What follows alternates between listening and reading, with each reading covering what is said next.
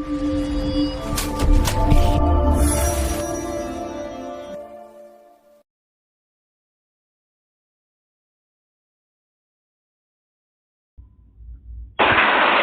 دو audios جو آپ کی میں نے سنی ہے، ایک میں آپ نے بات کی ہے وہ مباہلے والی کہ نبی علیہ الصلوۃ والسلام نے اپنے حقیقی بیٹوں کو وہاں نہیں بلایا، بیویوں کو ساتھ نہیں لے کر گئے۔ پہلا صفحہ میں نے دیکھا ہے، میں کام پہ بزی ہوں تھوڑا سا، پہلا صفحہ دیکھا ہے، دوسرا تو میں ابھی دیکھ نہیں سکا۔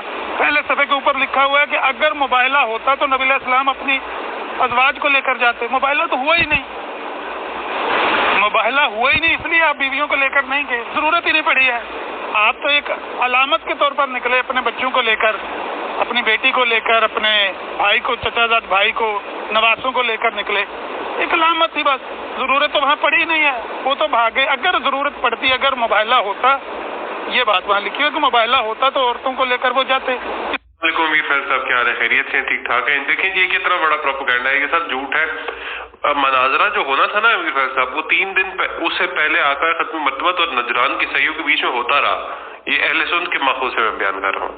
3 دن کے بعد یہ آیت نازل ہوئی، تعالوا ندعو ابناءنا وابناءکم ونساءنا ونساءکم وانفسنا وانفسکم ثم نبتہل فنجعل لعنۃ اللہ علی الکاذبین، کہ تم بھی اپنے بیٹوں کو لے آؤ، ہم بھی اپنے بیٹوں کو لے آتے، تم بھی اپنی عورتوں کو لے آؤ، ہم بھی اپنی عورتوں کو لے آتے، تم بھی اپنے نفسوں کو لے آؤ، ہم بھی اپنے نفسوں کو لے آتے ہیں، اور آ کے مل کے کہتے ہیں جھوٹوں پہ اللہ کی لعنت ہو۔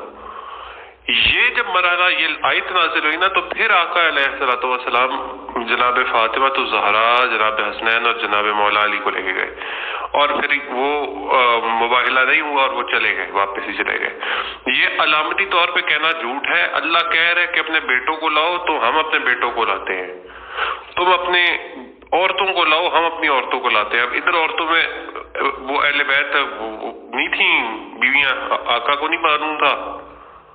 آقا اتنی حضرت زید بن ارقم ان کے یہاں صحابی ہیں، وہ کہتے ہیں جی بیوی کس طریقے سے اہل بیت ہو سکتی ہے؟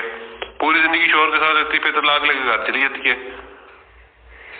تو بات یہ ہے کہ یہ سب جھوٹ بولتے ہیں، یہ مناظرے کی بات ہے، یہ مباہلے کی بات ہے۔